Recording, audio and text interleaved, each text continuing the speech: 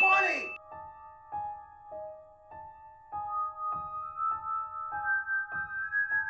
Reddit has a pretty active community of horror writers. There's plenty of subreddits dedicated to user-submitted horror stories, but two of them stand out. First, there's r/NoSleep, a subreddit that focuses on multi-paragraph long horror stories written as if they're real. This subreddit has also served as a stepping stone for the careers of a handful of published authors. And then there's r/TwoSentenceHorror, a subreddit that's so notorious for its poor quality posts that it's now a breeding ground for trolls.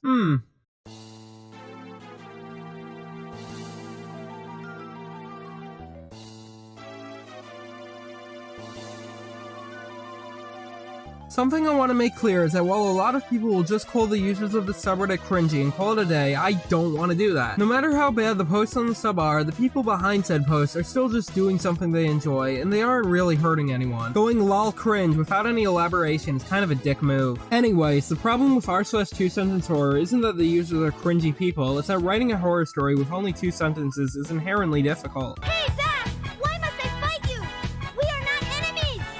Shut up!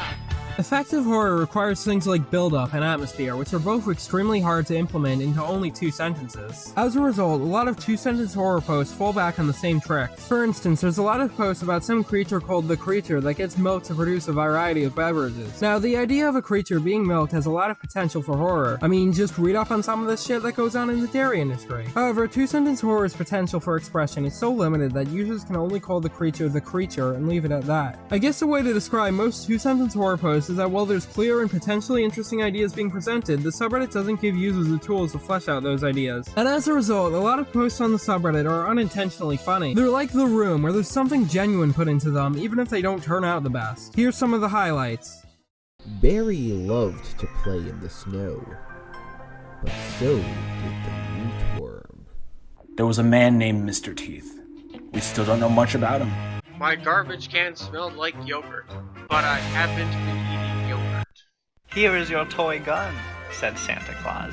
But it wasn't Santa, it was the devil. It was a real gun, and he shoots the children. With quality posts like these, it's only natural that the subreddit would eventually accumulate some attention. While there were some vague whisperings about the sub beforehand, December of 2021 was one post from the subreddit blew up on Twitter. Everyone was talking about it, and it even achieved an incredibly distinguished honor.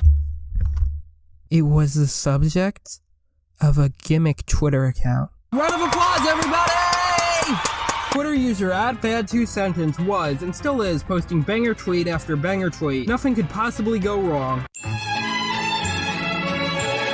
Now, the discussion of whether Reddit or Twitter is worse is a very sophisticated philosophical debate that a mere mortal like me can never hope to comment on. But in this specific instance, the two websites fused together to create the worst possible outcome. You see, as soon as r/TwoSentenceHorror posts spread on Twitter, the internet funny men awakened. The internet funny men, contrary to their name, are not actually that funny. And these funny men raided r/TwoSentenceHorror in the desperate hopes that their unfunny jokes would propel them to stardom. The loss of quality in the subreddit's post is really noticeable. Let me read you a genuine post and then a counterfeit post to show you what I mean. I always hated those Among Us characters. I never thought my mother's spirit would transform me into one. The mission was going well, and the spaceship was cruising through space, until a dead body was reported, and we had an emergency meeting to find the imposter among us. Ding ding ding ding ding! Ding ding ding! Whereas the counterfeit one is just lol Among Us, the genuine one has something fascinating about it. Getting transformed into an Among Us character by the ghost of your mother is such a weirdly specific thing, and you just want to know more about it. Thankfully, a lot of Twitter users resisted the funny man. There were plenty of PSAs about preserving the subreddit's ecosystem and making sure it doesn't turn out like r/Ambien before it. The person running the bad2sentence account even joined in and made sure to actively reject any post from the internet funny man.